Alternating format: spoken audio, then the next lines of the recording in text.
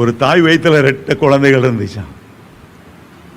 10 மாசம் அந்த இருட்டு அறையில் அந்த 2 குழந்தைகள் பட்ட பாடு, தண்ணி கூடத்தில் மிதந்து மிதந்து தண்ணியை சுவாசிச்சிடப்படாது.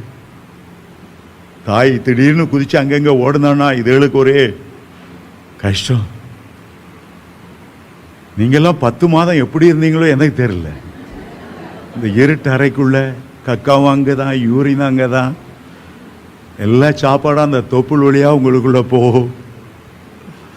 10 மாசம் முடிஞ்ச உடனே இந்த 2 குழந்தைகள்ல ஒரு குழந்தை சொல்லிச்சான், அப்பாடா 10வது மாசம் வந்தாச்சு, முடிஞ்சுது, இந்த வயிற்றுக்குள்ள கடந்து பட்ட பாடு முடிஞ்சுது, ஓவர் அப்படின்னு சொல்லிச்சான்.